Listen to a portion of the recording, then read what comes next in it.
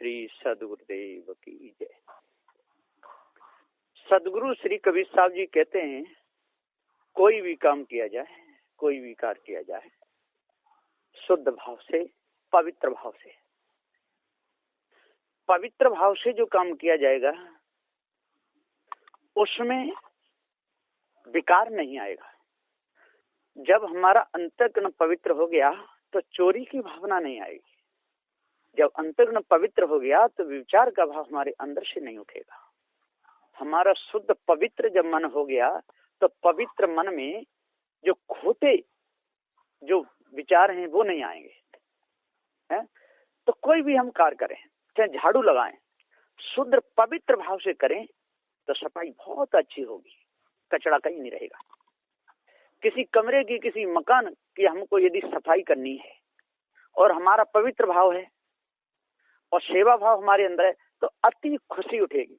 और अति खुशी उठेगी तो उसमें हम जब झाड़ू लगाएंगे तो ऐसा कमरा चमकने लगेगा कि कहीं भी यदि हमारा हाथ भी लग जाए तो बिल्कुल गंदा ना हो, कोई कपड़े गंदे ना हो। और यदि हम भार समझ करके वो काम करेंगे, भार समझे, अरे क्या बीमारी लग गई, क्या इन्होंने काम बता दिया है तेरी, तो कहीं कचड़ा रह जाएगा, कहीं झड़ जाएगा, कहीं जाला लटकता रहेगा, वो काम अच्छा हो ही नहीं पाएगा। तो सदगुरुदेव जी कहते हैं कि हमें यदि काम करें तो शुद्ध पवित्र भाव से करें। किसी को भोजन बनाना है तो शुद्ध पवित्र भाव से बनाएं, कसर नहीं छोड़े। किसी को सहायता देनी, कोई रोगी है और हमें सहायता देनी है तो अच्छे प्रकार से उसकी सहायता दें, उसमें कोई कसर नहीं छोड़े, है ना। पवित्र जब हमारा मन होता है तो चित्त भी हमारा एकदम शुद्ध साफ निर्मल हो जाता है।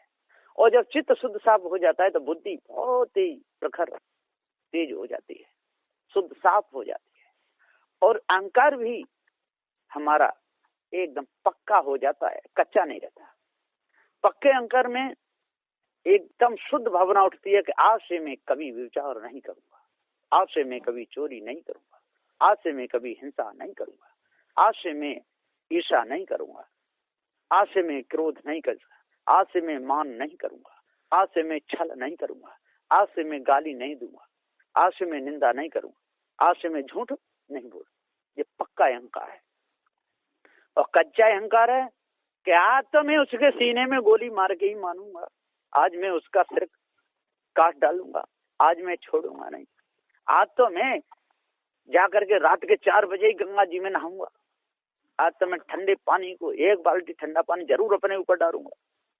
ये सारा ये कच्चा बेकार का अहंकार है, कुबुद्धि है, ये सुबुद्धि नहीं, हटका हटीला है। आज तो मैं सिर के बल 1 घंटा खड़े होकर ही मानूंगा। अब कितनी बड़ी मूर्खता है? कितना बड़ा विकार है। आज तो मैं उल्टा लटक के ही भक्ति करूंगा, कुछ भी हो जाए। अब ये किसने दंड दिया, कौन बताया? आज मैं जल में खड़े होकर भक्ति करूंगा, आज मैं अपने सिर पे हाड़ी में आग बना करके रखूंगा, आज मैं 84 दूनी आज से तपूंगा, 8-8 दिनों तक मैं अन्न खाऊंगा ही नहीं, कुछ भी हो जाए, एक ही करवट से सोऊंगा 3-4 दिन तक।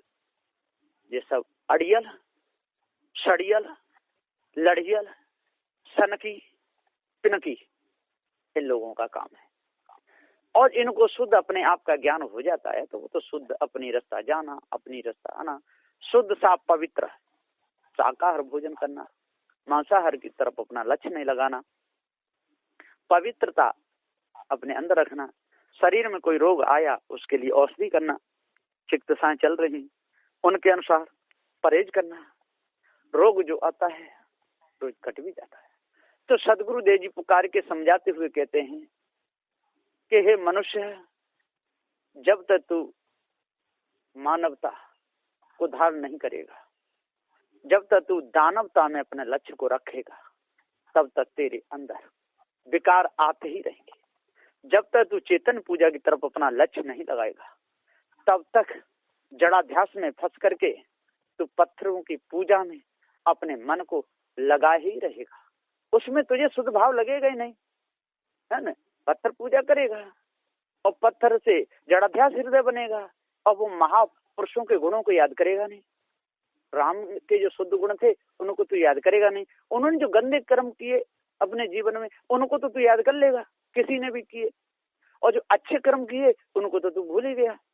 जितने भी लोग हैं महापुरुषों की कमियों को देखते, अरे उन्होंने किस परिस्थिति में क्या किया क्या नहीं किया, उन्होंने जो अच्छे कर्म किए उनको पकड़ो, जो उनके जो अच्छे विचार थे उन विचारों को पकड़ लो, उससे आपका भी लाभ होगा और किसी को बताओगे तो उसका लाभ होगा, है ना। अब उल्टी सीधी बात पकड़ लो, है? तो राम ने और शंभू का सिर काट दिया।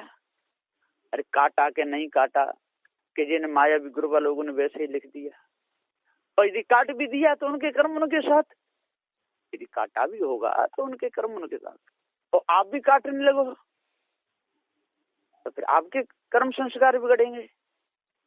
तो दूसरे ने काट दिया मार दिए, वो क्या कर दिया, ये कोई ग्रंथों में लिखने का विषय नहीं है, पर लोगों ने ग्रंथों में लिख लिख करके उन महापुरुषों की बहुत बेइज्जती की है। अब किस परिस्थिति में, किस कारण, किस हेतु उन्होंने ये किया, अब वो तो वो ही जाने। तो सदुदेव जी यहाँ पुकार के समझाते हुए कहते हैं उनकी अच्छाई वो याद करो। राम की जो अच्छाई थी, उनके अंदर जो सद्गुण थे उनकी याद करो। कृष्ण के अंदर जो अच्छाई थी, जो सद्गुण थे, बढ़िया विचार थे, चाहे लाखों में एक ही क्यों न हो सद्गुण, लेकिन उसकी याद करो। विष्णु के सद्गुणों को, उनके अच्छे विचारों को याद करो। जो भी उन्होंने जैसा किया तैसा उन्होंने किया। उधर अब उन्होंने बिंदा से छल किया, वो तो याद कर लिए। राम ने शंभू को मारा और भी काम किए, उसको याद कर लिए। विष्णु ने किसी की मात तुर करी, उसको याद कर लिए।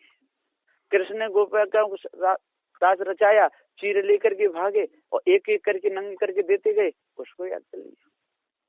उसको लिख भी दिए, गाते भी रहते हैं, इनको तो याद कर लेते। लेकिन किस एकाध तो कर्म अच्छा किया होगा उन्होंने, लाखों में एक कर्म तो किया होगा, उसको लेना चाहिए। 4 वेद 6 7 18 पुराणों में वास्तव में द्वंद्व है, भ्रम है, ईश ब्रह्म परमात्मा की कल्पना है, उसको छोड़ देना चाहिए। ईश ब्रह्म परमात्मा की कल्पना से अपने को कोई लेना देना नहीं, उससे कोई काम भी नहीं बनेगा। लेकिन जो समझाया है उन्होंने, जो समझा मनी जो अच्छी है, अच्छी जगह बैठना, अच्छी जगह उठना, कभी झूठ नहीं बोलना, पवित्र भाव रखना, इसको तो याद कर लो। आप वो कह रहे हैं ईश परमात्मा है, वो वास्तव में झूठ ही है और वो झूठ में फंसे हुए हैं। लेकिन अपनों को झूठ याद नहीं करना है, क्योंकि अपनों को पारक ज्ञान हो गया। सदगुरु श्री कबीर साहब ने मेहनत करी है और सदगुरु श्री कबीर साहब की मेहनत निष्फल नहीं जानी चाहिए, है ना। इसलिए विचार शुद्ध रखने चाहिए, पवित्रता अपने अंदर रखनी चाहिए, अष्ट महासद्गुणों को धारण करना चाहिए। और जो उन्होंने जो किया सो किया। अब करने वाले क्या क्या नहीं करते, अब कहाँ तक उनके खुदों को कर देते रहोगे, कहाँ तक उनका पर्दा हटाते रहोगे। पर्दा तो हटाया है ना। गलत कर्म मत करो, जो भी उन्होंने किया उनकी करनी उनके साथ, और उनके सद्गुण उनके साथ, उनके द्रोण उनके साथ, है ना। इसलिए आज वर्तमान में जो इस ब्रह्म परमात्मा की जो कल्पना है वो आप लोगों को सोच करके, समझ करके, विचार करके, निर्णय करके और छोड़नी है ना। और दूसरों को देखते रहोगे, दूसरों को खोदों को देखते रहोगे, वहां क्यों थूक दिया, क्यों मूत दिया, क्यों कर दिया, अब उसको देखते रहोगे तो घृणा आपके अंदर आएगी। अब कहीं टट्टी पड़ी हुई है और बार बार आप सूंघ रहे हो इधर से इधर, जाने कौन कर गया गंदगी, जाने कौन कर गया गंदगी, ऐसे करते रहोगे तो बदबू मिटेगी क्या। अरे तुरंत पानी लो, उसको धो, अलग करो, साफ हो जाए।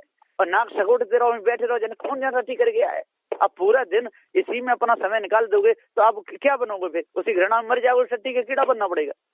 अरे करनी है तो सफाई करो, हटा दो वहां से। कहीं कचड़ा पड़ा हुआ है और बार बार पैरों से ठोकर लगा के इधर से इधर निकल रहे, इधर से नहीं, कौन मूर्ख यहाँ डाल गया, अरे उससे ज्यादा मूर्ख तो तू ही है। तो सदगुरुदेव जी पुकार के समझाते हुए कहते हैं कि जैसी करे शुद्ध साफ पवित्र करनी, और तैसे विचार अंदर जाएंगे।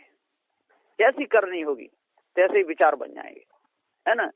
कभी भी उसका लक्ष्य शुद्धता की तरफ नहीं बढ़ेगा। अब कसाई बकरा काट रहा है और काट रहा है तो उसके तो कर्म बिगड़ ही गए, और बिगड़ गए तो उसको बदला देना ही पड़ेगा। और जाकर के कोई कसाई का सिर काट दे कि जाने बकरा का सिर काटा था मैंने इसलिए कसाई काट दिया, तो वो भी कसाई, कसाई तो कसाई, उसके तो कर्म बिगड़ रहे हैं। अब कोई दया भाव लेकर के उसका सिर काटे तो दया होती नहीं, वो तो क्रोध है और उसके विकारित है, महाविकार है, उसने सिर काट दिया। तो जो बकरा का सिर काटने वाला जो कसाई था, तो और जिसने वह मनुष्य का सिर काटा बकरा काटने वाले का, वो भी कसाई, कसाई कसाई बराबर। हाँ, कभी मौका पड़े या पूछे या अकेला हो बैठे हो तो समझाने में आप कह दो वो चलेगा, समझाने से मान जाए तो ठीक और ना माने तो ठीक, उससे राग द्वेष नहीं बनाना। कसाईयों से राग द्वेष बनाने वाला और उसी यदि राग द्वेष में शरीर छूट गया तो दूसरा जन्म उसका वही होगा, वो बचेगा नहीं, है ना। गंदगी को सूंघता फिरेगा और सफाई करेगा नहीं और लड़ता झगड़ता रहेगा तो दूसरा जन्म उसका उसमें दिखाने में जाएगा, वो किसी प्रकार से बचने वाला नहीं है ना। राग द्वेष भक्तों ने जो कोई चीज दी, कोई चढ़ाई संत महात्माओं के लिए, या उसने बराबर उसमें जिसका हिस्सा वो नहीं दिया और अकेला बैठ के खा गया तो दूसरा जन्म उस अजगर का होगा, वो किसी प्रकार से बच नहीं सकता है। इसलिए सबका बराबर हक होता है ना। और उस जो दूसरे का जो हक खाता है वो तो दानव है, वो मानव नहीं हो सकता है ना। तो भक्त लोग हैं, कितनी मेहनत से कमाते हैं, कितने पत्थर फूटते हैं, लेने पर सारा पसीना टपक जाता है, हृदय में ठोकर लगती है, जब घन की चोट पत्थर पर लगती है, एक एक पैसा कमाते हैं, संत महात्माओं को बुलाते हैं, अपन तन मन वचन से सेवा में खड़े रहते हैं, है ना। कोई खाने पीने की चीज लाता है, कोई कुछ भी लाता है, सब तरह की लाता है, और उसमें भी और यदि खाने पीने वाले उसका दुरुपयोग करें, उसको इधर उधर फेंके, चढ़ा चढ़ा के यदि फेंके, है ना, संत महात्माओं को, और वो चीज ना मिल पावे, तो जो उसमें दगा कर रहा है तो सुकने दगाबाज तेरी यारी में चाहे कितनों मेल बढ़ाए ले, कितनों मेल बढ़ाए ले रे, चाहे हंस हंस की बतलाए ले, सुकने दगाबाज की यारी में चाहे कितनों मेल बढ़ा ले। तो सभी प्रकार की दगेबाजी को त्याग देना चाहिए, शुद्ध साफ अपने मन को रखना चाहिए। और जब आपका शुद्ध साफ मन हो जाएगा तो पार की संत मिलेंगे तो देखते ही आपके हृदय में इतना उल्लास उठे, इतना प्रकाश होगा कि एकदम गदगद हृदय हो जाएगा कि अब तो संत गुरुजन हमारे घर जा में बैठने बैठ पैर भी रखे, हमें इतना भी ठीक है। कोई कोई लोग तो नहीं जाते, गुरुजी संत गुरुजन नहीं जाते तो एकदम रोने लगते हैं, एक दंडवत प्रणाम करते हैं, और कोई कोई धोखा भी देते हैं, पहले नहीं कहता ना ना ना हमको नहीं बुलाना, हमको ऐसा करना ही नहीं, हमको नहीं। और जब आ जाए ना और तब वहां पर बीच में मौज मारने चाहते, ऐसे भी लोग होते। तो सदुदेव कहते हैं कि कपट में भक्ति ना रहे और कपटी जन्म गमाए, और हृदय को जो शुद्ध करे और वो ही भक्त कहा है, वो ही भक्त कहा है। संत गुरुजन ढिंग जल्दी आवे और पवित्र भाव बन जाए उसका और मन निर्मल है जावे। तो सदुदेव जी पुकार के समझाते हुए कहते हैं कि कपट भाव कभी नहीं रखना चाहिए अपने हृदय में। कपटी का जीवन कभी अच्छा नहीं हो सकता है, दुराचारी का जीवन कभी अच्छा नहीं हो सकता है। दानवता उसके अंदर आती ही जाती है, मानवता उसके अंदर से निकल जाती है। राक्षसपन किसको कहते हैं? राक्षस तो रक्षा वाले को कहते हैं, पर इन लोगों ने राक्षस नाम रखा कि ना, जो इन्होंने छल किया, उन्होंने कपट किया, राग और द्वेष किया, दूसरों का हनन किया, दूसरों को मारा काटा, उनका नाम रख दिया देव। और इन्होंने रक्षा की, उनका नाम रख दिया दानव। ये भी उल्टा हुआ है ना। राक्षस जो रक्षा करे, हाँ, रजनीचर, रजनीचर कहते हैं जो रात्रि में जो चले, है ना।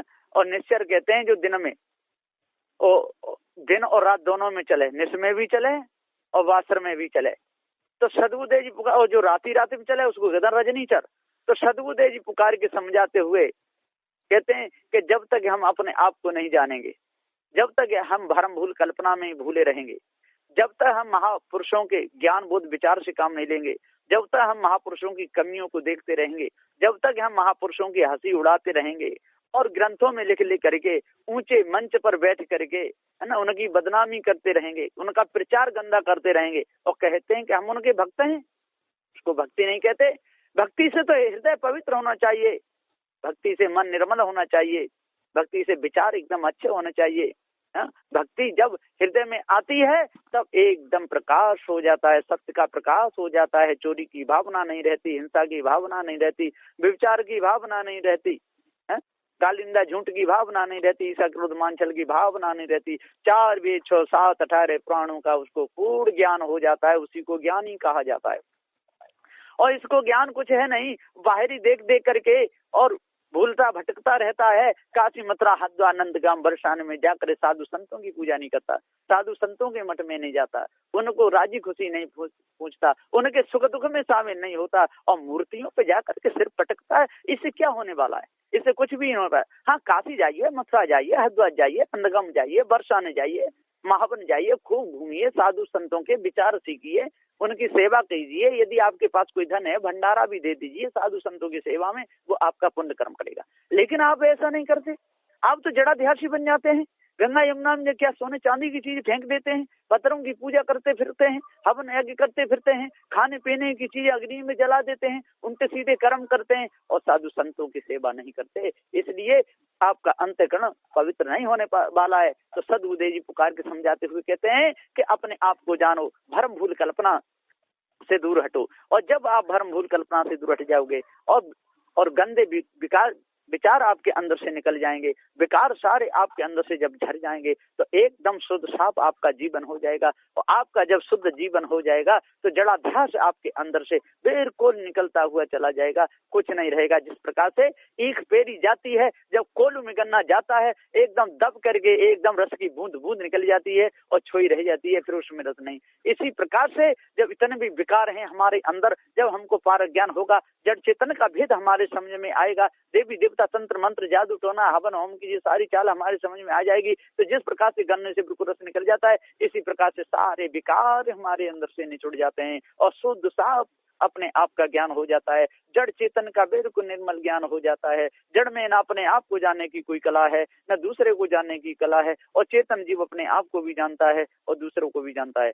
इसलिए शुद्ध एकदम पवित्र भाव बन जाता है, जड़ चेतन का ज्ञान हो जाता है, साधु संतों की सेवा में मन लगने लगता है, पारखी भक्त बढ़ते चले जाते हैं, सुंदर निर्मल गात होता चला जाता है, समय समय पे संतों को बुला करके सत्संग भी होता है, औरों को भी लाभ मिलता है, एकदम प्रकाश होता ही चला जाता है। और जब बादल घिरता है, काम का, क्रोध का, लोभ का, मोह का, आशा का, तृष्णा का, छल का, छिद्र का, कपट का, तो एकदम अंतःकरण पर पर्दा पड़ता चला जाता है, सेवा से मन हटता चला जाता है, दान से मन हटता चला जाता है, दुर्गुण दुराचारों की तरफ हमारा मन लगता चला जाता है, शराब पीने में, मांस खाने में, चिलम पीने में, मारने काटने में, छल कपट में हमारा मन बढ़ता ही चला जाता है। हमारे कर्म बिल्कुल बिगड़ जाते हैं, पशु कोट के हो जाते हैं और शरीर हमारा छूट जाता है, हमारी मुक्ति नहीं हो पाती।